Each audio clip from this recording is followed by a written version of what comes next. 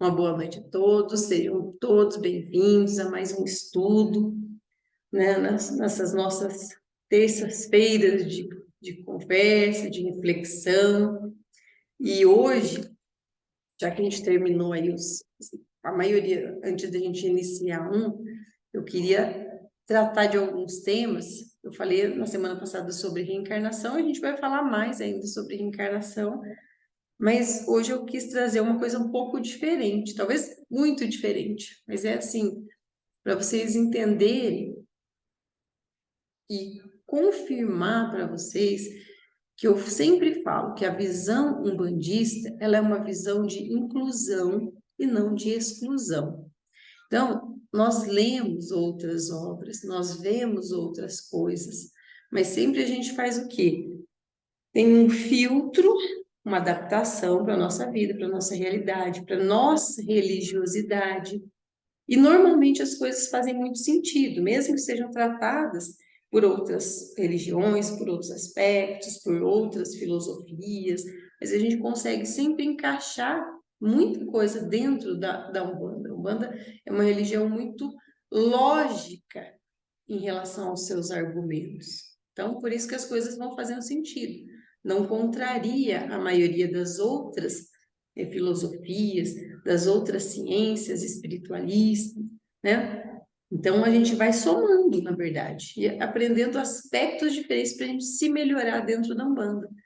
E um destes aspectos que a gente pode, deve se utilizar para melhorar a si e, consequentemente, melhorar a nossa religiosidade, a nossa participação dentro da Umbanda, é a visão que nós temos de nós mesmos e da nossa conduta.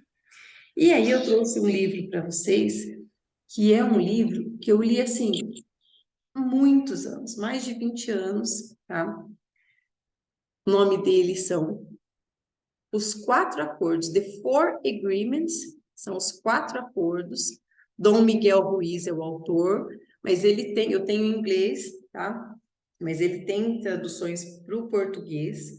E a essência desse livro é muito boa, porque ele dá diretrizes, assim, formas da gente se comportar com a gente e com os outros, que assim, fala, puxa, é isso mesmo. E a gente consegue ver como que isso faz sentido dentro da nossa doutrina também. E como isso, na verdade, me ajudou. Eu trago esses livros para vocês, gente, porque foram livros que me ajudaram muito em períodos ou de pesquisa, ou de transição, ou de certas dificuldades, ou de busca por esse autoconhecimento, né? Eu buscava esse tipo de coisa porque eu não concordava com aquilo que era falado. Aí eu buscava outras formas de ver, falei, eu não concordo com isso. Então, ou eu vou ver que eu estou errada mesmo e vou me convencer disso, ou eu vou provar que a pessoa está errada. Essa é a natureza que me fez buscar sempre pesquisa. Então, o que que esse livro trata? Ele trata desses quatro acordos. E esses quatro acordos, que são bem simples, mas não são simplistas, e na verdade eles são muito complexos para serem seguidos e incorporados no nosso dia a dia, tá? E muda muita coisa na nossa vida, tá? O primeiro acordo, seja impecável com a sua palavra. Eu vou explicar todos eles depois. Talvez não dê tempo para explicar todos hoje, mas eu vou desenvolver todos eles. Então, primeiro, seja impecável com a sua palavra. Segundo, não leve nada pessoalmente. Ai, eu amo esse, é fabuloso. Terceiro, não faça presunções, não presuma as coisas. E o quarto, sempre faça o seu melhor. Ai, mãe, isso é muito de coach.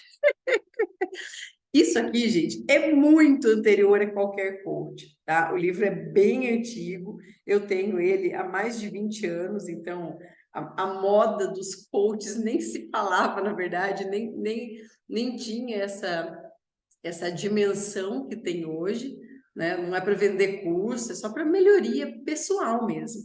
Então, quando ele fala, gente, o primeiro acordo, que é ser impecável com as suas palavras, tá? Aí que a gente vê, quando as coisas são lógicas, quando as coisas são, elas vêm de uma lógica envolvendo a espiritualidade, elas não perdem a sua validade, não importa a religião que você trate disso. Eu preparei uma palestra quando eu era kardecista, foi uma das palestras que eu dei lá no centro kardecista, com base nesses 4 acordos, falando para espíritas. Eu peguei a palestra, eu falei, nossa, hoje eu consigo ver outros detalhes neste mesmo assunto e eles com certeza servem para um bandista. Entende? Quando eu falo para não descartar, isso aqui não tem nada, não é kardecista, o livro não é kardecista, fique bem claro. Mas eu dei na época, sei lá, 20 anos atrás, uma palestra com base nisso para o kardecismo. Tá? Mas aí eu comecei, no comecinho, quando fala, né, ser impecável com as suas palavras. Eu já tratei em estudo anterior, quando a gente estudou, acho que foi até antes do Código de Umbanda, daquele livro do Saraceni, falando do verbo. E o Saraceni fala muito do verbo. Os verbos de cada orixás. Os verbos, eles indicam o quê? Ações. Por intermédio, as palavras refletem ações que vão ser executadas, que foram executadas, que podem ser executadas, né? Então, as nossas palavras são as coisas mais simples e mais poderosas que nós temos. O poder de criar é da nossa palavra. A nossa palavra tem poder de criação. E quando eu tratei disso com as obras do Saraceni, inclusive eu mencionei no Evangelho de João, onde se falava, no começo havia somente a palavra, e a palavra estava com Deus, e a palavra é Deus. Hoje, nós temos uma releitura, com todo o estudo dos orixás, do que são os orixás, né, dos seus fatores, das suas vibrações, a gente consegue olhar para esse Evangelho de João e para entender que realmente falar que a palavra é Deus, sim, a palavra é Deus. Por quê? As palavras refletem esses verbos. E esses verbos, no começo, na verdade, na Bíblia fala no começo havia só o verbo, não é a palavra. No começo havia só o verbo. E o verbo, na verdade, cada verbo é uma ação, e cada ação é um fator. É um fator, e cada fator, ele vai pertencer a um determinado orixá. Quando eu falo, por exemplo, no verbo equilibrar, eu estou falando de um verbo que reflete um fator, ou seja, uma forma de onda magnética que emana da linha de Xangô, a linha da lei. Então, a linha sagrada da lei emana o verbo equilibrar, ação equilibradora. Xangô também reflete o verbo raciocinar. Então, o raciocínio, enquanto onda vibracional, raciocinar, pensar, ponderar, são todos verbos de Xangô. Entende? Então, realmente, a palavra ou o verbo é Deus. Porque eu não falei para vocês que os orixás são manifestações de Deus, formas de Deus vibrar em tudo e em todos? E essas formas se expressam com verbos. E esses verbos, enquanto palavras, são muito poderosos. As nossas palavras, na verdade, elas são o nosso intento manifestado, né? Ela pode ser refletir o que a gente sente, quem a gente realmente é, muitas vezes é refletido por intermédio das nossas palavras. Mas a palavra, ela não é só falada. A palavra também pode ser um som, pode ser um escrito, e nós trabalhamos todas as facetas, a importância dos símbolos escritos e vivemos dia a dia no nosso terreiro a importância da palavra cantada, por intermédio dos nossos pontos sagrados, nossos pontos de trabalho, para vir, para ir embora, para trabalhar. Então, a gente tem toda uma palavra cantada. Então, a palavra dentro da Umbanda é extremamente importante. Todas as nossas rezas, todas as rezas dos nossos guias são palavras. E são palavras, gente, tem reza lá, esses dias eu até salvei ali, eu vi eles atribuem lá, né? As redes sociais são fantásticas para isso, porque, olha, essa é a reza da Vó Maria Conga. Só que daí, quando eu vi que era a tal da reza da Maria Conga, sabe-se Deus, aquela de reza de Maria Conga, não sei, não gosto de ficar atribuindo assim, mas eu escutei a reza, automaticamente eu fiz assim, alguém já me rezou desse jeito. E eu me lembrei da reza, deve ser uma das benzedeiras, das dezenas que eu fui quando eu era criança, tá? Que eu lembrei daqueles dizeres, daquelas palavras, tinha uma sequência de palavras, de dizeres, eu falei, eu já fui benzida assim. E as palavras têm esse poder, essa sequência, essa cadência de orações, entende? Que são mágicas, as nossas palavras, para a gente a palavra, ela é mágica. Então, com todo esse poder que a palavra tem, a gente tem que pensar sempre. A palavra, ela é uma faca de dois gumes. Literalmente. Ela tem o poder de criar e ela tem o poder de destruir. Por isso que a gente tem que pensar muito no lado negativo das palavras e ser impecável com as palavras. Já vou explicar o que significa ser impecável, tá? Dependendo de como a palavra é usada, ela pode libertar ou ela pode escravizar. Uma só palavra pode destruir ou pode melhorar, pode ajudar a vida de milhões de pessoas. Hitler usava a palavra de uma forma muito inteligente para manipular pessoas também inteligentes e convenceu pessoas muito inteligentes a cometer atrocidades que todos nós conhecemos. Hitler, por intermédio da palavra, ele ativou o medo, tá? E as palavras de Hitler são lembradas décadas após e possivelmente vão ser lembradas ainda por séculos. São palavras ativadoras de medo, e medo que levou a uma submissão, que levou a um fanatismo, né, de várias áreas ali, e aconteceu tudo o que aconteceu. Por outro lado, Jesus também usou só o quê? Ele usou a palavra. E a palavra dele é ouvida ainda hoje por milênios após a sua ida. Ele deixou o planeta e ele deixou a palavra dele. Mas ele deixou a palavra escrita? Não. Sinto muito, gente. Vocês não me vêm com Bíblia, não, que Bíblia não é a palavra de Jesus. Ó, eu já briguei com muita gente por causa disso. A Bíblia foi escrita séculos depois, sabe-se Deus por quem, era tudo anônimo, aquilo foi um emaranhado de gente, de palavra. Então, assim, com todo respeito, a Bíblia, para mim, é um livro, sim, sagrado, que deve ser respeitado. Tem a essência dos ensinamentos do Evangelho do Cristo, a essência, ela é, logicamente, são verdades morais, imutáveis. Então, isso é óbvio que eu creio que Jesus realmente quis dizer aquilo, mas não exatamente palavra por palavra, sabe? O povo leva tudo ao pé da letra, aí não, aí é pedir para arrumar.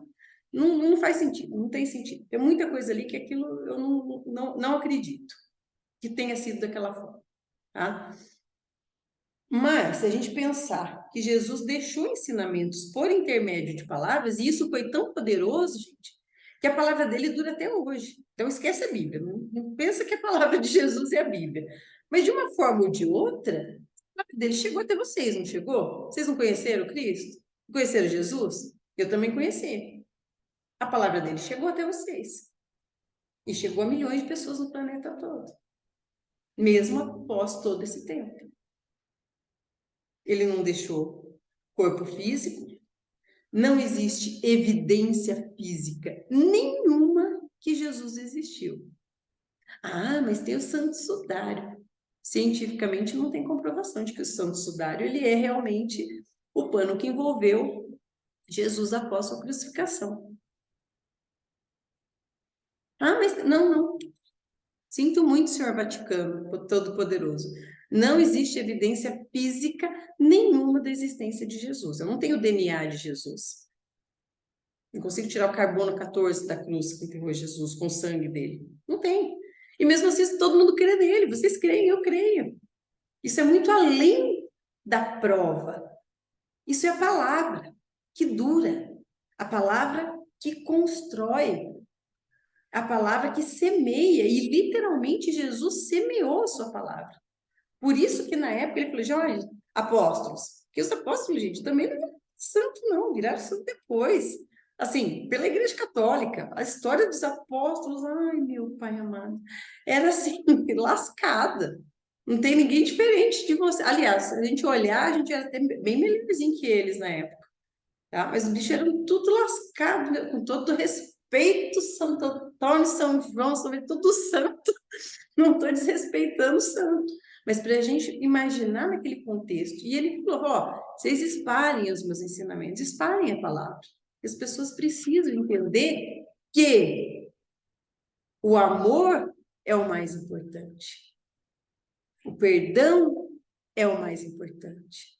Você tem que ajudar o seu próximo, você tem que amar o seu próximo. E ele resume tudo no ensinamento, que é amar o próximo como a si mesmo. E nós ainda estamos tentando compreender o que é isso. Entender, a gente entende, qualquer um que sabe ler, sabe gramática, vai saber. Mas compreender o que é amar o outro como a si mesmo, vai mais uns milênios ainda. Porque a gente não ama nem a gente mesmo, né? Por isso que a gente está tratando disso aqui, ó. De como a gente não usar a nossa palavra, inclusive para nos destruir. Entende? Como as coisas estão... Então, a mente humana, gente, ela é um solo fértil para essas sementes lançadas. Tanto as sementes ruins quanto as sementes boas. Quando a gente fala em sementes, são opiniões, ideias, conceitos, né? Então, a gente tem que preparar a nossa mente, o nosso solo, para receber e cultivar as sementes boas, sementes que valem a pena, sementes que a gente realmente acredita. E como que a gente faz isso? O poder que está na nossa boca, a gente tem o poder de espalhar esse veneno ou espalhar o mel, né? Quando a gente espalha o veneno com as nossas opiniões, mesmo inconsciente, isso tá, entende? Quando a gente espalha. Ai, mas eu falo tudo que eu penso, porque eu sou sincera. Não, você é venenosa. Para lá. E isso tá vindo de uma pessoa que fala o que pensa. Gente, aqui só para fazer um parênteses. O fato de eu ser mãe de vocês hoje não me faz diferente em absolutamente nada de nenhum de vocês.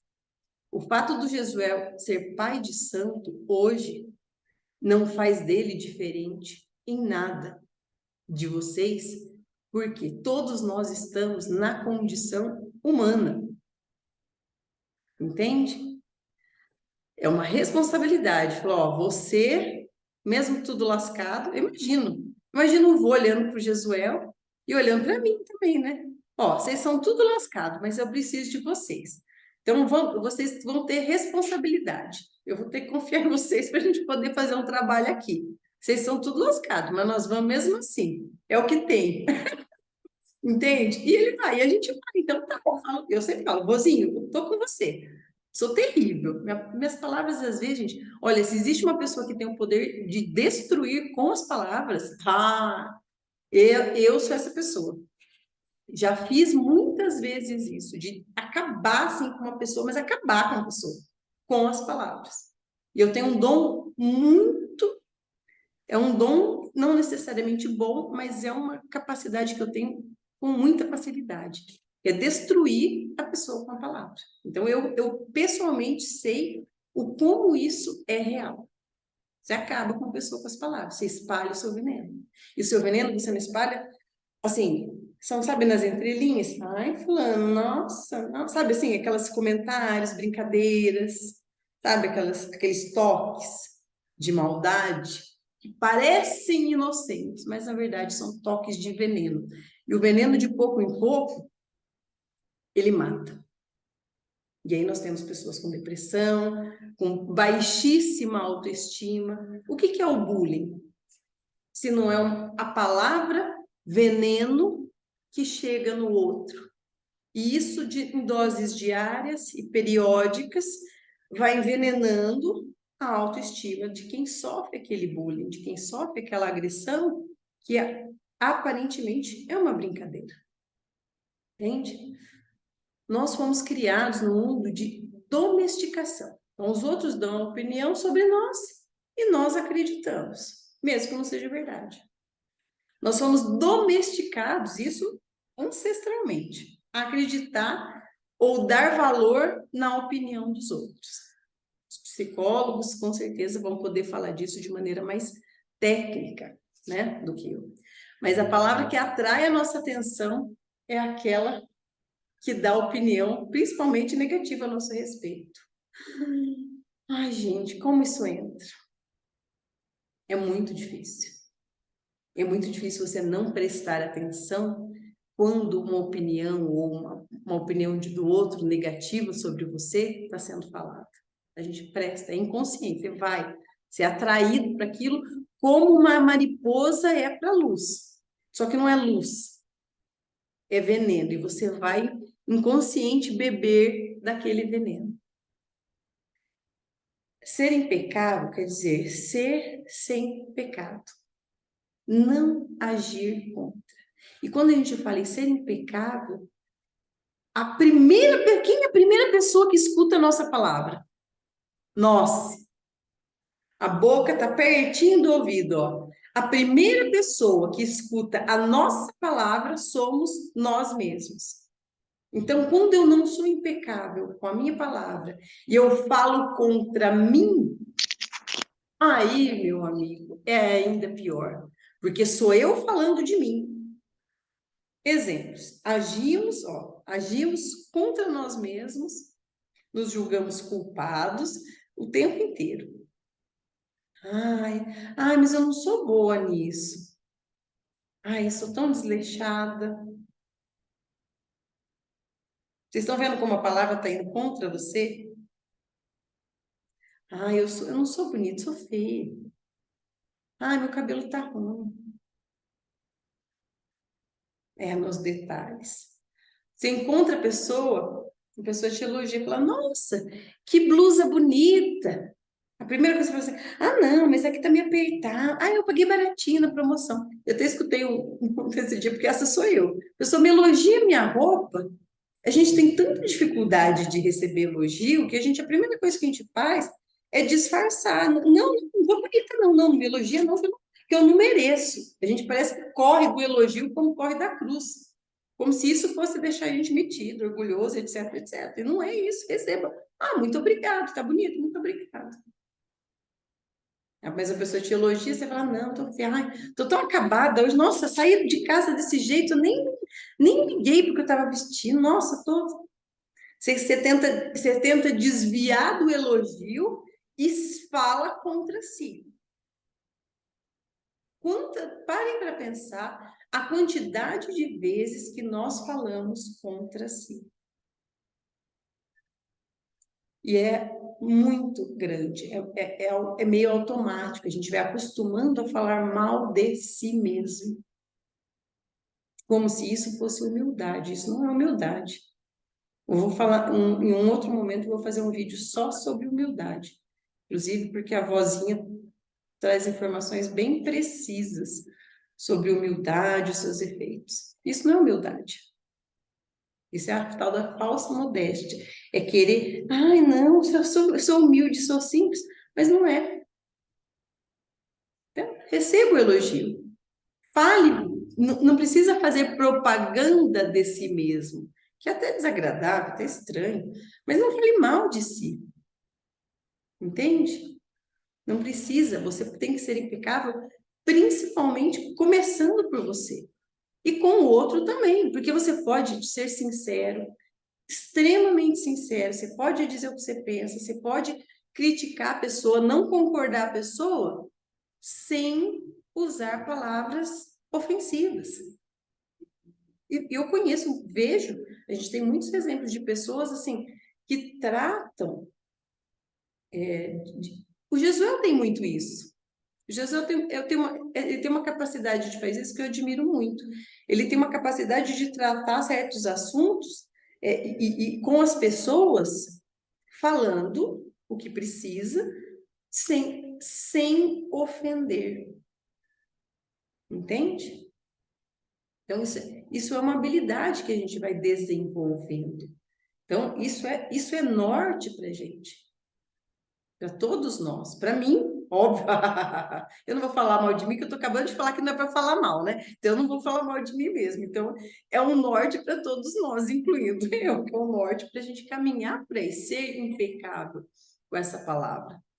Quando a gente usa, né, essa rejeição de si mesmo, assim, como a pecabilidade da palavra, ser impecável, então, pecar com a palavra contra a gente mesmo, a gente vai estar exatamente naquilo. Muitos autores tratam a lei de ação e reação, o Espiritismo trata disso, a Umbanda trata disso, que é a lei de ação e reação. Nós atraímos aquilo que nós desejamos. Então, se eu estou falando mal de mim, estou pecando contra mim, eu começo a atrair coisas ruins para mim. Isso é fato. Tudo é vibração, tudo é energia. Se eu me agrido, se eu me ofendo, eu atraio para mim esta mesma vibração. Não é encosto, não é obsessor, não é demanda, é você falando de si mesmo. Lembra que eu falei sobre as formas, pensamento e o campo vibracional que a gente cria ao nosso redor com as palavras? Então, ser impecável é difícil justamente por quê? Porque a gente aprende o oposto disso desde que a gente é pequeno. A gente não é criado dessa forma. A gente aprende, primeiro, a mentir. Então, a gente aprende, primeiro, a mentir. Ah, porque quando você mente, você é educado. Gente, a quantidade de vezes que a gente mente para ser socialmente agradável ou aceito, ah, Jesus, como se isso fosse ser educado, né? Então, às vezes, é melhor não falar nada, né? Eu amo, eu sou fã, assim, incondicional do Ariano Suassuna, tá? Literalmente que Deus o tem, porque eu queria estar com ele vivo, ele é muito querido, ele é a pessoa que a gente queria estar perto, pelo seu brilhantismo, pelo seu bom humor. E aquele senhor, assim, ele fala, olha, esse negócio de ser sincero, né? Ser sincero, cara, a pessoa tem que ser sincera, falar as coisas quando é crítica, né? Falar na sua frente para não ser falso. Ele falou, eu prefiro que seja na minha frente, seja educado. Falar mal, fala longe, fala lá pelas costas, seja falso, mas não seja desagradável. E ele falando assim, é muito bonitinho, que ele fala, ai, gente, não quero ser sincero, não, pode, na minha frente pode ser falso, que eu prefiro. Não quero lidar com gente mal educada. Porque às vezes você acha que para ser sincero, você tem que ser mal educado, e não é exatamente assim. Né, que eu falei que é uma habilidade de você ser sincero, dizer o que você pensa, discordar, sem ser ofensivo. Né? E tudo isso vai muito do sentimento. Gente, a nossa boca fala do que o coração está cheio. Primeiro ponto. Segundo ponto, você pode dizer palavras muito amenas e o veneno sai do mesmo jeito, porque a intenção que você está nas palavras é outra. E nós, que não somos besta nem nada, que nós somos todo mundo aqui é macumbeiro do bem, mas é macumbeiro no bom sentido da palavra, né? Nós sabemos e nós sentimos as palavras das pessoas. E quem não faz isso ainda, para e presta atenção, porque a mediunidade também serve para isso. A tua intuição, no que a pessoa fala, no que vai saindo da boca dela, tem até cor. Tem cor, tem cheiro. Então, a pessoa vai falando, você chega num ponto que você não vê o que ela está falando, as palavras em si. Você sente a vibração do que ela está falando. Entende? Então, a mediunidade, gente, isso é fabuloso. Isso é para ajudar a gente a lidar com as pessoas. Sabendo quando a pessoa está mentindo, quando a pessoa está sendo falsa, quando a pessoa está sendo desonesta, quando está querendo te enganar. Entende? Então, tudo isso são sutilezas que vêm com as palavras. Tá? Mas voltando lá para as opiniões, a gente foi criado para acreditar, né, que a gente não pode discordar, que a gente tem que ser educado, tem que falar isso, tem que falar que tem todo um formato de ser educado que a gente vem recebendo de gerações. Só que, gente, a gente pode até agir de acordo com as convenções sociais, mas eu não preciso acreditar naquilo. E aí você precisa ter uma autoconsciência fenomenal, tá? De ouvir algo e não acreditar. Entende? A vozinha sempre fala que, que a gente tem opção, ela usa essas palavras. A gente tem a opção de aceitar ou não um presente que é dado com as palavras. Ela fala que a gente aceita ou não.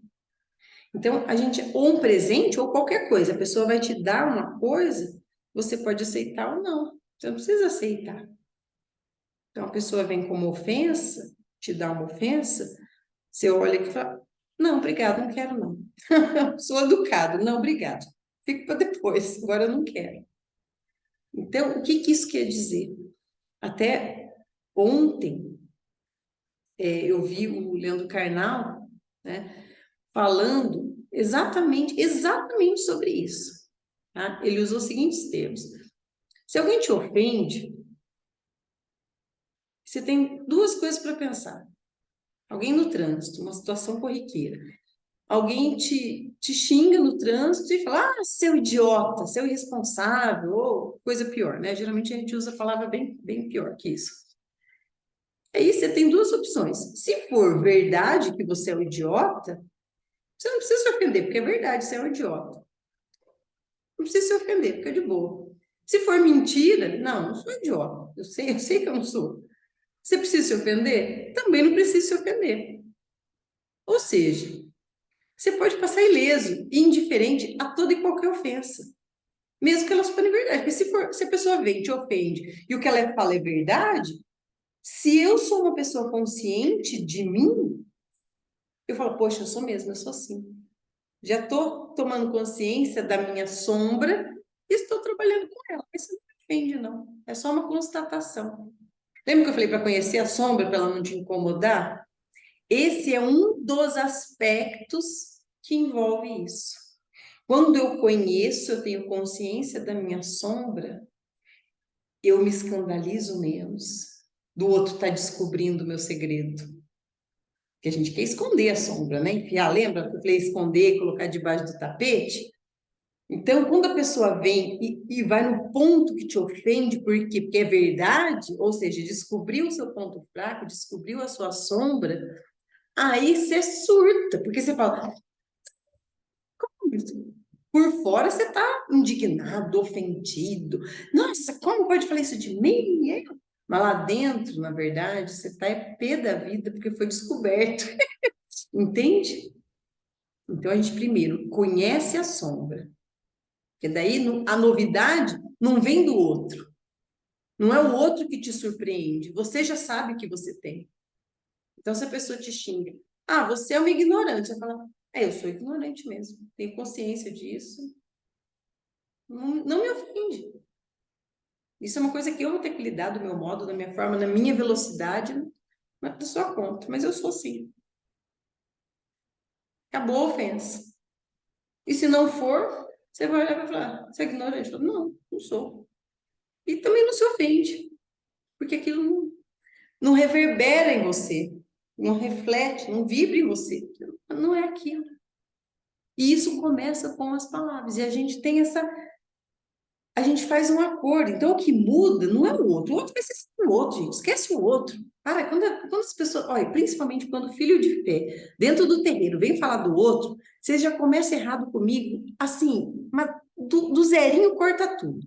Vem falar do outro, eu já não quero mais. A minha vontade de escutar já acabou ali. Aí minha paciência já tá assim, ó. Tá, tá, tá, tá, tá, tá, tá, tá. Por quê? Porque eu não quero saber do outro, gente. E você também não quer saber do outro. Por quê? Porque o outro é o outro. Você tem que cuidar de você. Os 4 acordos que você faz é com você. Então você faz um acordo na sua vida de ser impecável com a sua palavra. O outro não sabe disso. Ele vai continuar te xingando, te ofendendo, te alfinetando, falando mentira, calúnia. Essa é uma coisa dele. Nunca é do outro, é sempre seu. É o que você concorda em sentir, escutando aquelas palavras, ou não.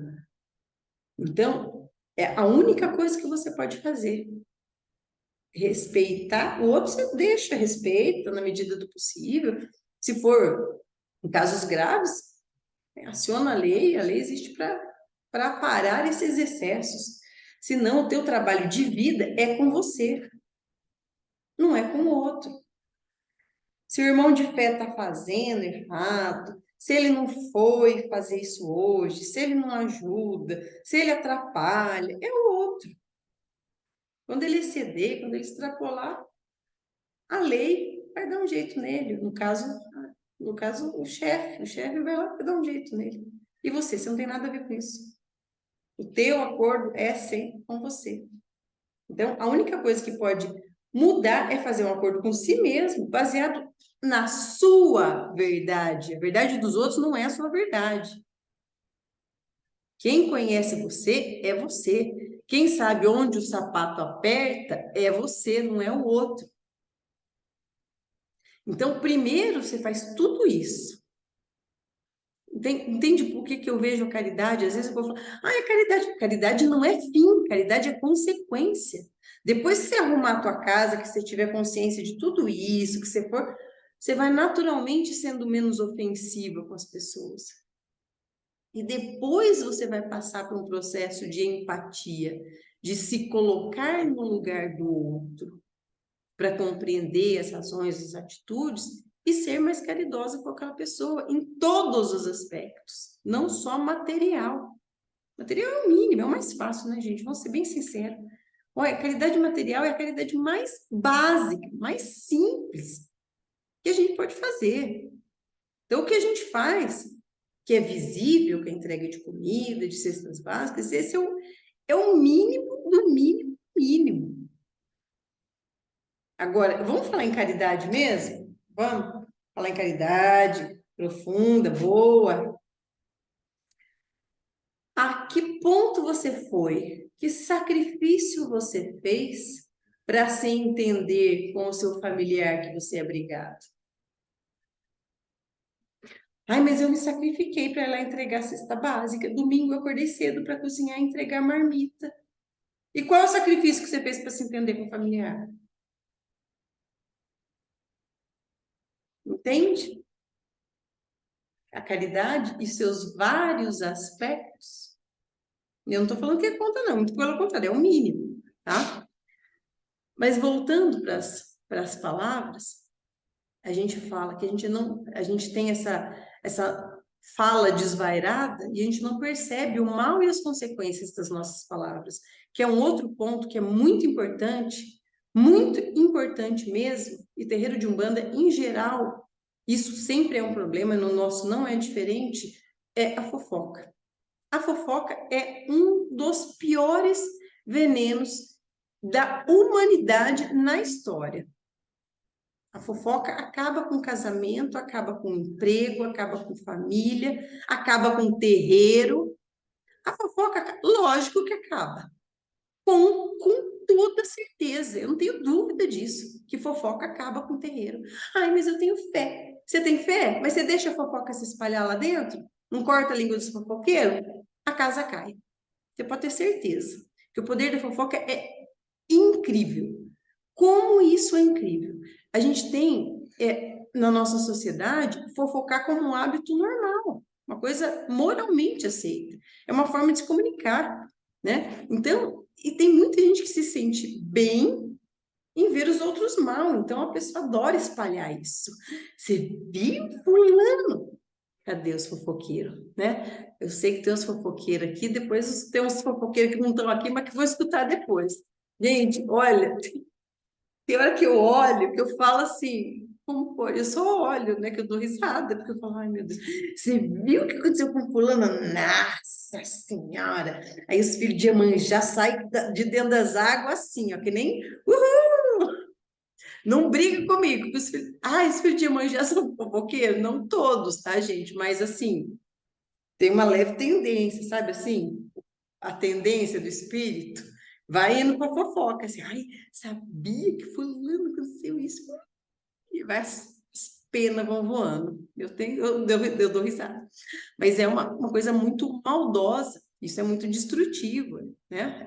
Por quê? Porque a fofoca ela tem certos graus de maldade que acabam que destroem com essa vida, né? Então as pessoas não querem ficar sozinhas, elas gostam de se envolver, querem se envolver e isso destrói o meio social das pessoas. Então a fofoca é uma forma, é um vírus de computador, tá? É a mesma linguagem, só que o objetivo é destruir, sim, muito destrutivo. Eu sei que vocês conhecem muitos casos, muitas histórias que a fofoca destruiu a vida de uma pessoa. Eu conheço vários. Aí até depois que provar que fosse mulher tomada, que era fofoca, o resto da vida a pessoa fica com ódio, fala, "Ai, lembra daquela história, né?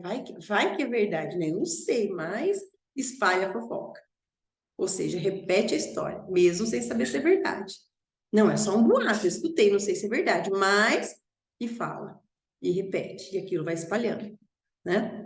Então, a fofoca, ela infesta a nossa opinião e impede que a gente veja com clareza a situação. Então, qual é a minha posição sobre a fofoca? Eu sou o último elo, eu sou a última ponta. É muito simples para mim. Essa é a minha atitude de vida. Por causa da Umbanda? Não, eu sempre pensei dessa forma, tá? Eu sou o último elo da corrente da fofoca. Chegou aqui, a pessoa que vem fazer fofoca para mim, gente, é até bonito de ver. A pessoa vem e fala, ai mãe, sabia que não sei o que, não sei o quê? Eu falo, e o que eu tenho a ver com isso? É a primeira coisa que eu falo, bem delicado. E o que eu tenho a ver com isso? Manda me conta. Por que eu quero saber disso? Não sei nem por que você está me falando. Acabou com a fofoca. Entende? Teve um filho uma vez que escutou exatamente. A pessoa chegou e falou assim: ai, não, e veio fazer uma fofoca, gente, de uma pessoa. Que assim, faz muito tempo que eu não tinha contato, né? Mas a pessoa, até onde eu conheço, era muito séria. E veio fazer uma fofoca muito grave. Ai, escutei falar que lá não sei onde aconteceu isso e isso. Eu olhei e falei: olha, até onde eu sei, as pessoas não mudam de caráter da noite para o dia. E até onde eu conheço essa pessoa, ela não é disso. Mas eu não tenho nada a ver com a vida dele e você também não. E eu não sei por que você está me falando isso. Não tem nada a ver com isso. A pessoa fez assim, ó. Eu fui o último elo da fofoca. Eu não levo adiante. Eu não vou emendando corrente, entende? Eu não vou levando para o outro. Ai, fulano falou que aconteceu isso. E assim por diante. Então, existe muita gente que fofoca para chamar atenção, para se sentir assim, ai, tá todo mundo espalhando a fofoca, que eu também espalhei, para reforçar que o que eu falei é importante a ponto de ter que ser falado. É quase que uma aceitação. Se as pessoas repetem a fofoca que você espalhou, então elas estão te aceitando. Então, só que isso é uma forma muito errada, muito distorcida de chamar atenção, né? As pessoas inventam esses boatos, essas coisas. Então, assim, é um mal a ser combatido com veemência. Para mim, é extremamente importante. É diferente, ó. diferente uma situação, tipo assim, o filho chega e fala, mãe, ó, eu tava, né, na gíria assim, assado, e aconteceu uma coisa que é grave, isso e isso. Então, tô te levando enquanto mãe pequena para que você tome providência. A pessoa viu, aconteceu, e é óbvio que nunca um irmão vai chamar a atenção do outro, vem e leva o dirigente. Você fofoca? Não, você olha, aconteceu tal coisa para você tratar. Fala para o pai de santo, depois ninguém, porque ninguém mais precisa saber. Entende? Isso não é fofocar. Entende a diferença? Agora, quando você chega para o pai de santo, ou o pai de santo é o último a saber. Você já contou para todo mundo da corrente, aí depois você vai contar para o pai de santo, para que ele tome previdência. Mas é até lá, a casa inteira já está inflamada com aquela situação. Menos, né, gente? Menos. Então, assim, eu sei que todos nós temos as nossas tendências, eu sou muito crítica com os fofoqueiros, muito crítica, tá? Mas, assim como eu tenho os meus defeitos, tenho as minhas, né, as minhas tendências do espírito, eu sei que vocês também têm as suas. Né? Então a gente faz o quê? A gente observa as nossas tendências. Lembra da sombra? Observa as nossas sombras e vê até que ponto a gente consegue compreender a situação, compreender aquilo para tratar, não para os outros, para a gente mesmo, para que isso me auxilie, para que não me prejudique mais, para que eu não tenha que, às vezes, colher frutos amargos das minhas sombras, como a fofoca, né? Como a agressividade, entende? A gente vai caminhando, vai devagarinho. Mas esse livro é muito, eu vou ter que parar aqui, porque hoje nós não vamos poder tocar tão adiante. Eu vou ver se eu acho, eu vou deixar na referência do vídeo depois, mas é muito importante. E aí vocês veem todos esses coaches, mentores, tem muitas outras que falam, né, sobre a palavra que a gente diz contra si. E o uso que a gente faz da palavra. Né? E dentro do terreiro a gente passa a pensar, olhar com esses olhos também. Vocês observem as palavras dos guias. Você quer saber se uma incorporação é legítima? Mesmo? Observe a palavra do guia. Você pode ver que os nossos guias, eles têm as formas mais variadas de falar, às vezes do mesmo assunto. Mas as palavras que eles usam, elas são esclarecedoras, elas não são intimidadoras, não são ameaçadoras. Eu, quando vocês mandam, às vezes eu vejo esses vídeos, né, de mensagem, de vou não sei das quantas, vou não sei das quantas, eu escuto lá, tal, vou escutando. E assim, o meu sininho interno apita que tem uma coisa errada, quando eu vejo mensagem de entidade que ameaça. Olha, a humanidade está desastrada, a humanidade está acabando porque vocês não estão sabendo se comportar, vocês estão não sei o quê. E começa a fazer aquelas previsões apocalípticas que não sei o quê. Aí vai, isso aí, e não tem que perder tempo. Você acha que se realmente, gente, você acha que se eles pudessem vir dar previsões apocalípticas, eles não iriam vir? Eles não podem. Ó, até 2 anos e pouco atrás, nós tivemos um período de pandemia. Algum guia de vocês falou que ia ter uma pandemia? Não. Claro que não. Por quê? Porque eles não gostam de vocês, não gostam de mim? Eu cheguei pro meu caboclo e falei, ô caboclo, que história é essa? Você tá aí no plano espiritual, sabe muito mais que eu, e você nem avisa que vai acontecer uma M dessa? Pô, que guia é você? É assim mesmo que funciona? Gente, eles não podem interferir. Eles estão para nos orientar. Eles não podem, não devem interferir. As regras são rígidas. Eles não podem dar esse tipo de informação. Nem devem. Não é para isso que eles estão aqui, não é porque adivinhando o futuro.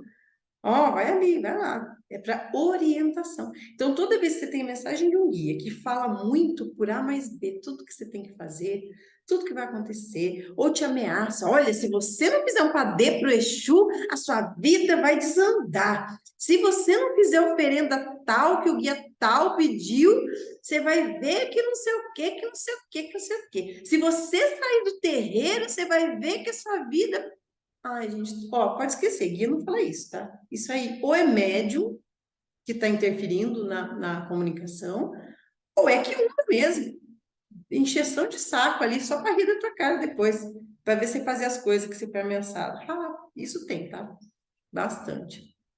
Então, olhem sempre, a palavra dos nossos guias é impecável. Eles dão cada lambada na gente, cada lambada moral, mas da forma, gente, da forma mais esclarecedora possível. Até as broncas que eles dão na gente são broncas assim que você faz, opa, mas não é destrutivo, é sempre para construir. O intuito, o fundo das palavras deles são sempre construtivas. Entende? Eles são realmente impecáveis. E toda vez que você vê um guia que não foi impecável com a sua palavra, você desconfia. Um bandista tem que ser desconfiado. Não tem que ser. Isso não é falta de fé. Isso é ser fé inteligente. Você observa bem, tenha cautela. Eu sempre falo para vocês, gente, antes de você confiar numa entidade, você tem que conhecer ela muito bem, tintim por A mais B, conversar muito, muito com ela. Ou você acha que eu cheguei na casa assim e eu olhei para a cara do vô e falei, ah, gostei, vou confiar nele, vou entregar minha cabeça para ele, vou bater cabeça para ele, vou fazer tudo o que ele pedir irrestritamente, assim, do nada. Claro que não, né? O vô foi me cevando. Sabe quando vai cevando? Igual peixe. Desde lá da outra casa que eu benzia já com ele, que ele falava umas coisas tão inteligentes quando ele me benzia. Eu falava assim, esse vozinho, ele é diferente, assim. Eu lembro que ele me chamava atenção, sabe? E aí ele vai cevando, e vai conversando, e vai. Aí eu fui vendo. Sabe quando você vai. Não comprovar, não é comprovar, mas você vai vendo realmente que os conselhos que ele dá, as orientações, serviram muito, me ajudaram.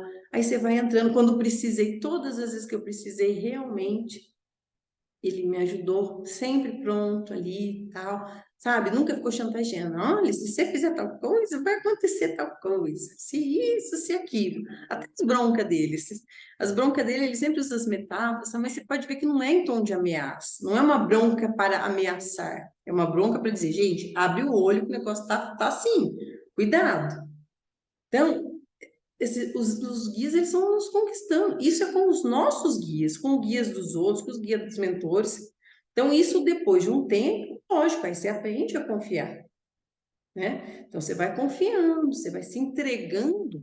Por isso que eu acho muito, assim, é muito importante o período de entrar numa casa, entrar num terreiro, você ficar pelo menos aí um ano. Eu acho um período bem curto, na verdade, para você aprender a observar a atuação das entidades, aprender a confiar verdadeiramente naquelas entidades, mas confiar por quê? Confiar porque conhece o trabalho, conhece as palavras.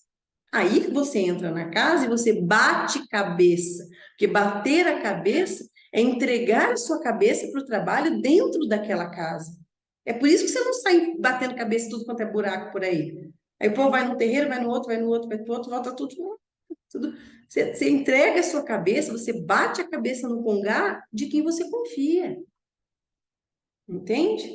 Então, quando bate a cabeça pro vô, eu tô batendo, tô dizendo, posso até não concordar. Vixe, às vezes eu não concordo com o vô, gente, é até engraçado, mas eu não concordo, mas eu confio em você. Então, nós vamos chegar no meio termo aí, nós vamos chegar como se ele fosse mudar, né? E eu fosse. Mas a gente chega, não sempre sou eu, tá, gente, que me lasco, só para vocês terem uma ideia. Às vezes que eu discordava do vô, assim, ai, vô, eu não concordo, não acho, tá? Ah, passado um tempo, só falta, parece que eu via ele no banquinho, assim, olhando para minha cara e dando risada da minha cara. KKKKK. E eu, tá bom, vô, tá bom, entendi. Então, isso acontece até hoje, tá? Então, pensem, nós voltamos semana que vem com essa continuação. Então, esse é o primeiro, tá? A gente vai desenvolvendo em cima deles que vale a pena, para a gente trabalhar outros assuntos que não só os livros do Rubens Saraceni, né? A gente tem que expandir aí para outras áreas que são afins e que nos auxiliam, complementam aí com o estudo da nossa Umbanda Sagrada. Bom, então, um abraço para todos, boa noite, fiquem todos com Deus e até quinta-feira, se Deus quiser.